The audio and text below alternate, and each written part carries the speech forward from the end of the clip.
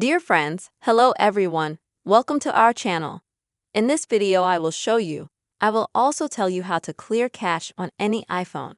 But before the video, make sure to put your likes, also subscribe to our channel and don't forget, friends, to write comments after watching. So let us get started with you.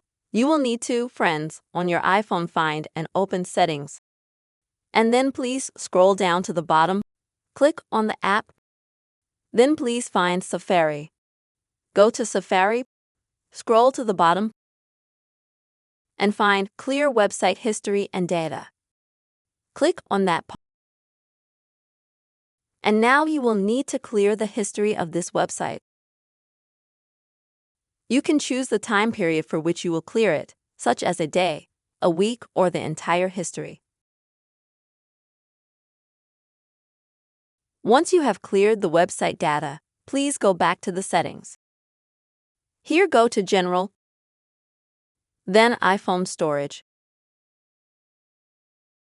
Wait for this page to fully load and here you'll be interested in all the apps you have here.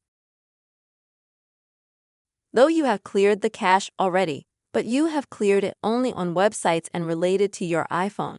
But there is still cache, which is in every app. You will need to navigate to such an app. Next, click Delete App. Unload it. After that happens, just download it again. This will have absolutely no effect on your data, passwords, on your information in any application you have based all media files, correspondence, logins, and so on. But by installing such an application, you will see that the size of your data and the size of your application will be reduced, because the cached and other non-logical files will be cleared. Friends, these are the methods you will be able to clear cached on iPhone.